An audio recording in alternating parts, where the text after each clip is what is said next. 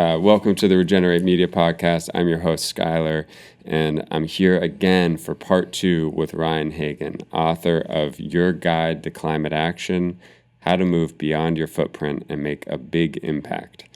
So in part 1, we talk about Ryan's book, Ryan's life experience that led up to him writing this. And as the title suggests, it's basically a guide for climate action, breaking down everything that society needs to make the climate transition, but as importantly, how to navigate our decisions as individuals to get to that place where we're not only contributing to the climate movement, but feeling good about it, feeling empowered, connecting with people, and, making a difference, making a big impact. In this episode, I wanted to talk a little bit more about the nature of the climate movement. So, for example, I come from a world that was really interested in these big picture questions, ecological economics. Can the economy keep growing indefinitely? How do we save all these species on the planet? What are the many planetary boundaries that humanity is at risk of crossing? I think you reference the planetary boundaries in your book, as well as frameworks such as donut economics that would all be very compatible with the work that I've been interested in. And one sort of complaint that people within my world may have come to was this feeling that environmentalism, generally speaking, was a little bit being defined by the climate movement, and the climate movement was being defined by clean energy. And so what had become this, we need to save, the birds and the whales and all these other species was becoming, we need to build more solar panels. Which, I think we all agree that the current energy system is running the climate off a cliff, but many people felt that there was more to this discussion. I did a word search in your book, and I think solar came up maybe on about 10 pages.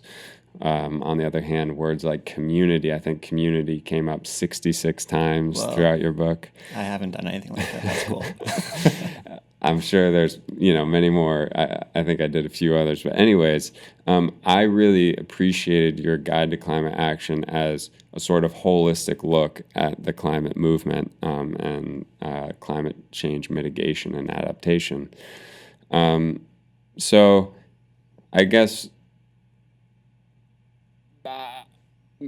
maybe can you run with that a little bit? How do you relate to the climate movement? How do you think that the climate movement relates to environmentalism more broadly? I think, we're always going to have, disagreements on what to prioritize, but at the end of the day, they go hand in hand. We need a stable climate, and that does require transitioning to clean energy.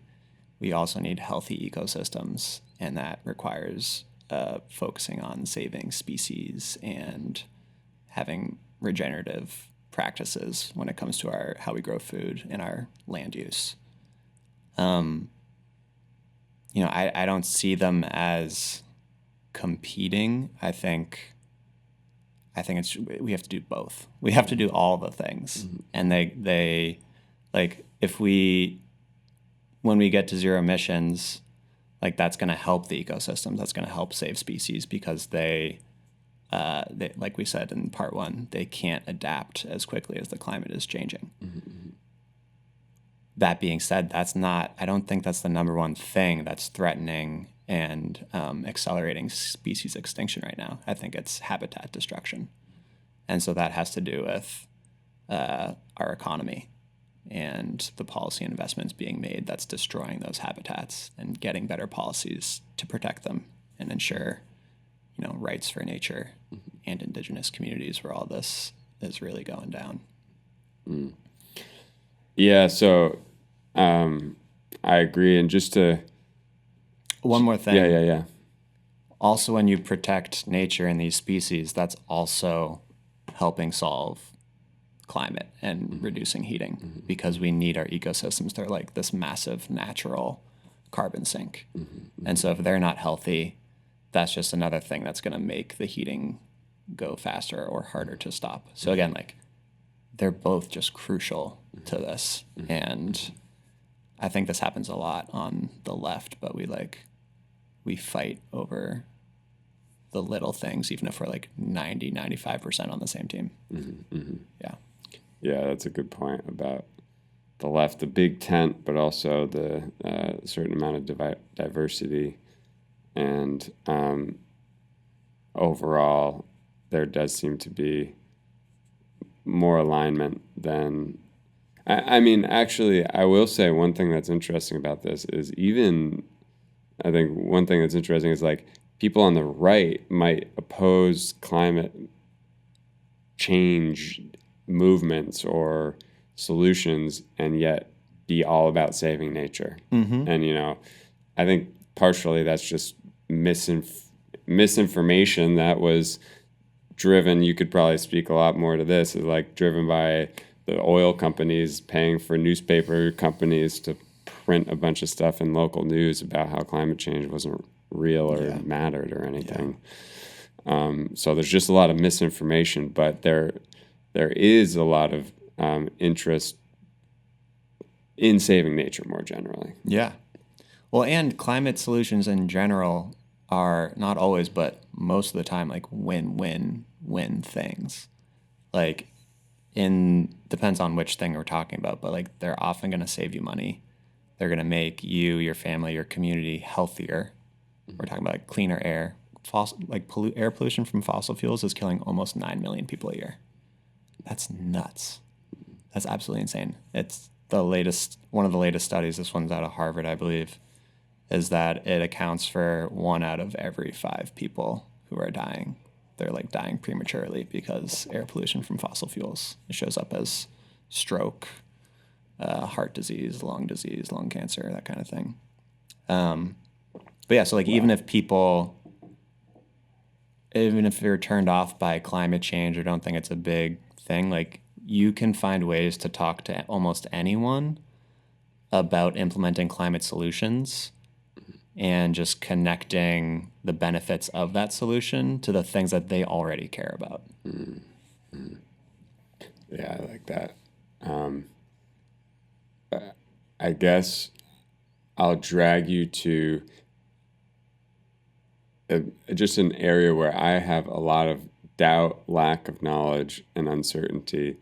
But I think that these broader conflicts, that there are some trade-offs, and I'm still wrestling with, what the trade-offs are. I guess I'll preface this by saying when you were describing your journey with reducing your individual impact on climate change, and you were sort of coming to terms with our own impact on the planet. And when people talk about eco-grief and eco-emotions, it seems to be sort of two-sided. Like on the one hand, we're grieving the loss of, evolutions of, or eons of evolution that have brought us all these species and this climate stability, and we're seeing that go before our eyes.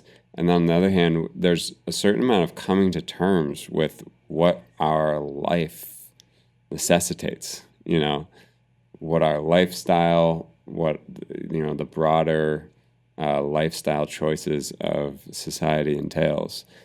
And so I've been a part of attending these UN Convention on Biological Diversity meetings, and when they were initially determining the global biodiversity framework in 2022, the Democratic Republic of the Congo was the one nation that opposed this, the treaty. And I did some research on the DRC, and it's really kind of shocking to the Western mind just what goes on around the world. The amount of beauty, the amount of suffering, the influence that past U.S. political decisions have had around the world, the, you know, conditions and choices of local people in the DRC. All just, you know, it's a big world, and we have a relatively safe space that we operate within. So in some of these wildlife reserves and in these kind of beautiful areas in the Democratic Republic of the Congo that are holding some of the remaining biodiversity that, you know, again, has just provided a safe space for this bounty of evolutions, biological evolution, in these rich jungle areas, are also these places that are being like heavily disputed by local militias, by you know, local politicians that switch from side to side from foreign oil companies and increasingly now from foreign mining companies. And some of the mining is for gold. Some of the mining apparently is for cobalt. And apparently this is a key mineral in solar batteries. So when you know, for storing solar power, which apparently is really important going into the future. And so there seems to be some fear, and when there's the climate convention and then there's the biodiversity convention, and the climate convention is pro-nature but also needs these minerals, and there's only a few countries in the world and a few places in the world that have these developed regions to do this mining. And so when we look at what is necessary to transition our energy system, I think a lot of people in the environmental community would look at that and say, wait, this looks a lot like what we were trying to prevent before. Mm-hmm. You know, why I don't want to be implicated in all that's going on there, right? So how do we wrestle with that? You know, we want a clean climate. What's our responsibility? You know, how do we wrestle with that? I guess I'll just throw it to you in the broadest sense. Well, first, I think that was really well put. And I'll also say I'm not like a deep expert in this, but the way I think about it, and from what I've researched, what's happening in the DRC for cobalt mining in particular is like horrific. I think the stat, because I wrote about this years ago, I think the stat was like 40,000 children are in the mines, and it's like the equivalent of modern day slavery conditions, basically. So it's just kind of mind blowing how bad it is there. What also comes to mind is that there's like, that's not the only place. Like mining has a bad, not everywhere, but like in a lot of mining locations, like a lot of bad stuff is going on. And I think of it as, so the key things in my mind are that the world today powered by fossil fuels requires way more mining overall than a world powered by clean energy. And that's just kind of the nature of those technologies. Like you dig up some oil or some coal or some natural gas and you ship it to wherever it's going and you burn it, and then you need more the next day, every day. If you mine for a solar panel, you make that solar panel and it collects energy for 25 or 30 years. The other thing is that these metals and minerals needed for clean technologies, they are metal mostly. They can be recycled. And so,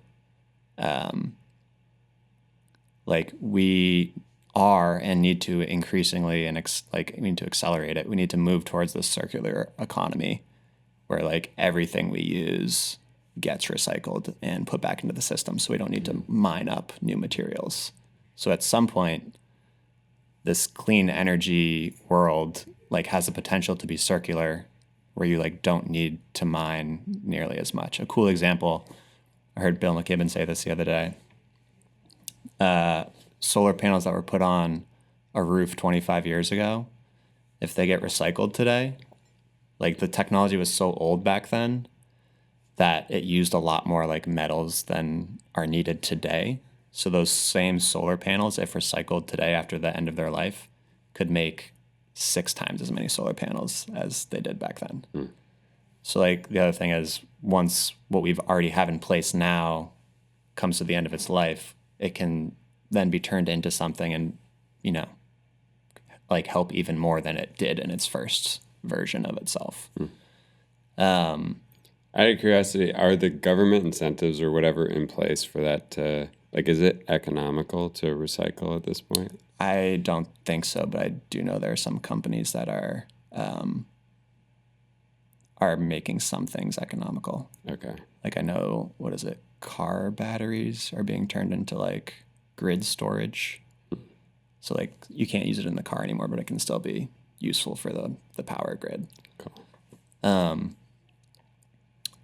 What else do I have to say on this? I had a couple other things. I think I have a good TED Talk I could share. You could share in like the footnotes or whatever of this show. Yeah. But in general, like we need to be pushing on the places that are mining now to like do it much more responsibly and like actually uphold human rights and rights for nature. We need to be like really thoughtful about where we mine and avoiding the biodiversity hotspots. I think we just need to like minimize the amount of mining that needs to be done. And when we do it as thoughtfully and respectfully as we possibly can. And as individuals, there's stuff we can actually do about this. I don't talk about this example specifically in the book, but all the like tools are in here to change these systems and make them better. So if we look at mining, for example, we want to minimize the amount of cobalt being mined or lithium or what have you that are in these batteries. And one thing you can do is try to minimize how many cars we need. And so you might not think of it, but if you advocate in your city for more bike lanes, like that's going to help reduce the need for personal vehicles. Or if you advocate for more public transit, it's the same thing. If you elect climate champions, maybe you can advocate them to pass policies to make the size of cars smaller because they keep getting bigger and bigger and bigger. Mm-hmm. There's this study by the Climate and Community Project that says the amount of lithium needed in 2050, I'm just using this as like a proxy, could be 92% smaller than what it's on track to be if we focused on these kind of things. So like there's a lot in our control that impacts how much mining needs to be done. So like advocating your town, electing climate champions, if you work for a company that is like using these materials or has relationships with these suppliers, you can advocate as an employee. Or if you're an investor in that company, you can advocate as an investor. Mm-hmm. There's all sorts of ways. If you're trying to get a job in climate, you could go try to find a company that's working on recycling these materials because we need that to get ramped up in a big way to move towards circularity and, again, minimize the need for mining. And one last thing that just popped into my head. We've been mining for forever. And there's waste sites that are absolutely massive, like all around the world. And I read this stat, I think this was for lithium, but it was something along the lines of like the amount of lithium used in 2020 was like 20,000 tons. And that's going to go way up. But it's estimated that the amount of lithium in these like waste sites that were like previously mined has like 300,000 tons of lithium in them. So there's places that have already been mined and they're just like these massive piles that like didn't get taken initially. And we could go through those to get materials that are needed. But so, yeah, in my mind, we need to advocate for mining to be done as responsibly and thoughtfully as possible, while also doing everything we can to minimize the amount of mining that we need to do. Wow. Yeah. So, I mean, I at some point wondered whether oil companies had sort of started to target messaging relating to the supply chains of solar panels. Do you know anything about that?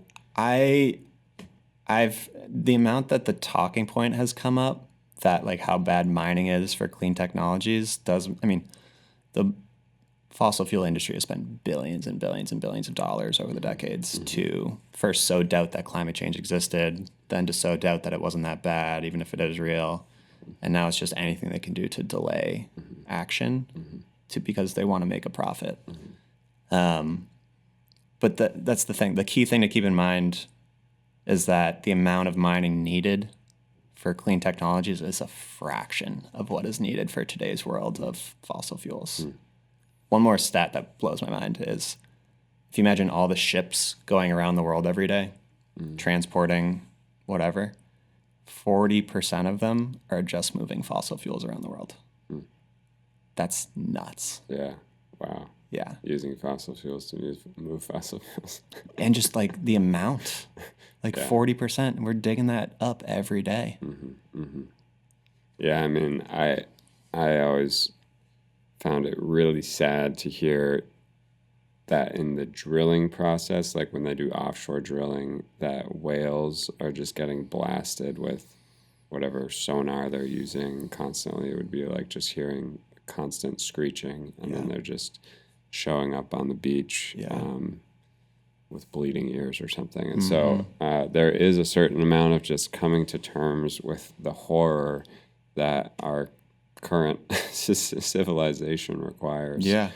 I have one more thing that's not fun, but I feel like I should say it because it like barely gets talked about. Yeah. I forget who does the report, but there's a report that comes out every year on the amount of environmental defenders that are killed, and it's often by like mining, extractive industries, that kind of thing. And since the Paris Agreement, which was 2015, it's been over 1,000 people have been killed, like trying to defend the environment, that could be their home. I just wanted to say that because it's shocking, but that's like how the system is working right now. And it's all so far from our home, it's easy to ignore it. Just like the direct impact of a lot of the climate change is far from home until it becomes closer to home, until supply chains and politics and the consequences of weather patterns starts to impact us more directly. Well, it is. Yeah. It's just all relative how it's hitting the global south specifically, but even communities within the U.S., like it's usually the lower income who get hit first and worst. But even in the U.S., like it's impacting us every day. Maybe not every day, but like Vermont, we've had crazy floods in recent years, but this year we also had like a historic drought. So it's all just relative, like how much it's impacting different places, I would say. So, just to circle back, to me, it's interesting that I have heard a lot about the mining, and as somebody that is sort of constantly advocating for the notion that the direction that society is on of perpetually growing the economy and thinking that that's normal or sustainable is sort of disastrous. I mean, we've come off 10,000 years of population growth during 10,000 years or maybe 12,000 years of climate stability. And we've, during that period, just been ramping up more and more consumption, more and more production. And, whenever I talk to a climate denier and I say, how could you think things aren't changing? Look at what has happened to the face of the earth over the last 12,000 years. But I had not heard that retort that, yeah, a clean energy future actually could involve less mining. And it is not this constant input output of oil and shipping of oil. And there are sustainability benefits to this transition as well. I really take to heart your point about Vermont. We've seen these floods over the last years, and like the whole thing seems like, how is this sustainable? I mean, how are the funds to repair these roads going to be sustainable? How is so much of our current approach going to be sustainable? And then it seems like it really comes down to an issue of coordination. Can we make change on the scale necessary? And can we do it in a way that's a little bit nonlinear? Like, do you think, is there any hope we can get from where we are to where we need to get in a way that's not just slowly incremental and seemingly inadequate? Yeah, I don't think it's gonna be easy, but this is something I start the book with. I think climate and ecological breakdown are going to be like happen much faster and be much worse than most people expect. And at the same time, I believe we have the power and are going to change our systems for the better, like way faster than most people realize or think is possible, like if enough of us step up. And it's kind of already happening with the technologies. There's some funny charts from like what is it, the International Energy Agency every year like projects out what they think solar prices are gonna be, or like how much is gonna get deployed. And you can see every year their forecast is like flat, and then the next year happens and solar's like spiked and they were wrong, and they're like it's gonna be flat going forward, and it's like the next year it keeps spiking. So like some of the solutions are ramping way faster than people ever expected. And I think in part because of that, the economics have really shifted. And that hand in hand with people like being impacted directly more often and knowing other people who are impacted directly, like the ingredients are kind of coming together for action to like really accelerate. Like our minds are wired for linear thinking, and both the climate and ecological systems are moving exponentially, as are our human systems in response to them. So like, yeah, I think it's possible that we're going to move faster than we expect. At the same time, it's going to be hard. Like it's going to keep getting worse until we get to net zero globally emissions, which is however many decades away. At least a decade, probably a couple at least. Yeah, so I mean the main point in all that is like we need more people stepping up. And that's why I wrote the book, is because like we all have a role to play in this. We all have more power than we realize, and to kind of mitigate the damage and also build better systems in a better world going forward, like it's required that we take some initiative and do more collectively, exercise our power. Yeah, a lot of the things you've talked about seem like there are solutions there, and it would require intelligent, engaged governance and people and decisions. Yeah. I mean, there's a lot of things that prevent people from doing more. I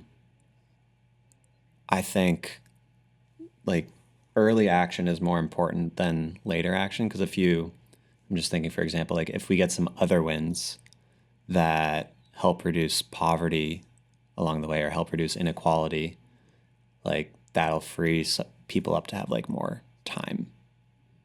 And like you need time to participate in your town, to advocate for things. That's like the main one that's coming to mind. And like a 4-day work week, if we could ever get that, like that'd be amazing. But like there's things we can do that are going to help make people's lives better, and like hand in hand, when people have some more breathing room, some more like economic opportunity, if we can raise the minimum wage, like if we can tax the 1% for something, or the corporations who aren't paying taxes at all. Like there's all these little interconnected things. If we can get money out of politics, if we can reform our democracy to work so that it's responsive to people's desires and not like what corporations want. Like all these things are going to help with climate action as well. And so they're all sort of worth pushing toward. And climate action also helps with those things. So there's a lot of like win-wins, and we need a lot more like cross-pollination between all these movements, I think. Yeah, I love that. Sometimes I do picture a world, I've had this idea before. I think we should have like a 3-day work week in, say, the private sector, and then a 2-day work week where you're just doing something that's helping your community. And you get to choose, and you get to team up, and you get to farm or garden or make, whatever it is. And so anyways, I, in different ways, imagine a different transportation system. I imagine just a different social order and set of priorities and amount of space that we have in our day. And yet at the same time, in the very next moment, I feel I am actually afraid of what happens if we try to step off the hamster wheel that we're in. So much of our momentum and understanding and just, where we are is invested in this current direction. And, it's hard, even if I know it's the right thing, to say, oh, I hope it all changes. I hope we step off this hamster wheel, just because there's so much uncertainty. And, I guess, and that's another reason I'm inspired by your choices in life, that you did step off the hamster wheel in some way and have pushed in a new direction. Thank you. Yeah. What are you scared of stepping off? I think that we underestimate the extent to which we're leveraged in our current direction. So, for example, with agriculture, much of the Earth's surface is now covered in monocrop agriculture that was developed in a lab somewhere. And the question of like, can we even replenish that land with healthy soil and the right local species that had once existed there and had once evolved together, but now might not even exist there anymore. I think from our social systems to our financial systems to our political systems, to the literal genetic material that is required to keep the earth woven together, we've become incredibly leveraged in our current way. And I fear what it means to get off that path, even though I know we have to, and I know it's the right thing. Yeah. And I know there are immensely positive possibilities on the other side of it. Yeah. No, I mean, we have to essentially transform the way we do pretty much everything. That's obviously going to have its challenges. But I think it's worth investigating that. For all of us, our gut reaction to change and uncertainty is like, that's scary. But change is inevitable. Like, the question really is whether, are we going to change things on our terms, or are we going to let the breakdown of these foundational systems dictate what the change looks like? And I think that that kind of, it's a more realistic way of like looking at where we're at right now. And I think it'd be helpful if we kind of kept that front of mind. Like, change is happening either way. Change is always inevitable, but especially right now when things are breaking down in our Earth systems, like we should make the choices that we can still make to make the future as good as it can possibly be. Because like the way things are going right now, just they won't keep going one way or the other. Yeah. Yeah, I love that. Massive change is inevitable, and we hope that we can do that consciously. Speaking for myself, I hope we're brave enough, I'm brave enough to be part of doing that consciously. You're crushing it. Thank you, Ryan. And thanks for the encouragement, and thanks for your book, your guide to climate action, how to move beyond your footprint and make a big impact. Just in case I didn't say that into the mic, thank you for your book, Your Guide to Climate Action, How to Move Beyond Your Footprint and Make a Big Impact. And I, again, found the book very enriching, our conversation very enriching. So thank you for being here. If you want, you could just tell us again, when's the book coming out? I'll link to it, but this is the not for resale pre-publication copy. Yeah, so ebook is already out. You can get it wherever you get ebooks. The paperback hardcover should be out around December 13th, so depending on when you see or listen to this, it might already be out. And it'll be in all the places. You might have to like ask your local bookstore to order it for you, but you'll be able to find it. Awesome. Well, thanks so much for being here. I guess I should have said, is there any lingering thought that I cut you off from expressing? No, this was great. Grateful to everyone who's listening and has listened this far. And thank you for caring and doing all that you do and all that you will do. Thank you, Ryan. Okay, that's Ryan Hagen. Thanks for tuning in to the Regenerate Media Podcast. Take care. Whoop, whoop.